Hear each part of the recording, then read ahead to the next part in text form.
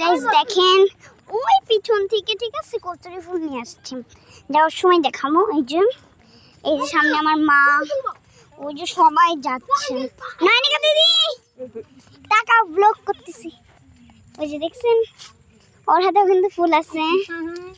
এই যে সামনে দেখেন কত পাখি। আমরা কিন্তু পদ্মা নদীতে যাচ্ছি, আমাদের নদী কিন্তু অনেক দূর, ঠিক আছে। এই দেখেন আমি আপনি দাঁড়া, আমি এগুলো দেখাই প্রকৃতি, আমাদের গ্রামের প্রকৃতি।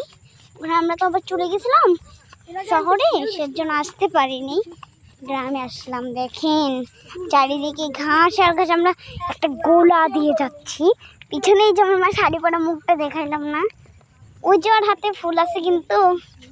দেখেন সো গাইস ওইখানে গিয়ে দেখা করছে। দেখেন এই যে চারিদিকে ঘাস, নদী থেকে দেখা হচ্ছে।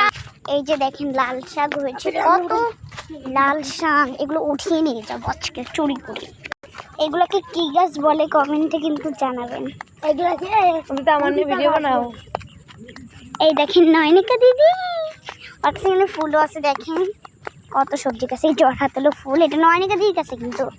আর ওই যে নদী থেকে দেখা হচ্ছে, নদীতে কিন্তু চলে এসেছি। প্রকৃতি এখানে কিন্তু অনেক নিচ, ওই দিক দিয়ে নামবো, ওকে নৌকাতে উঠবো না, নিব না, এখান দিয়ে নামে আমি, ঠিক আছে ওকে।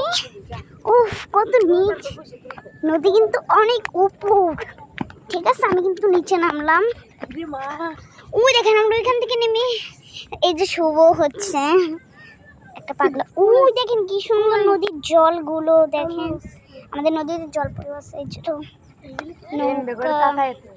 ওই পাশে ইগুলো দেখেন একটু, ওই পাশে কিন্তু ঘাস একটা ধান আছে।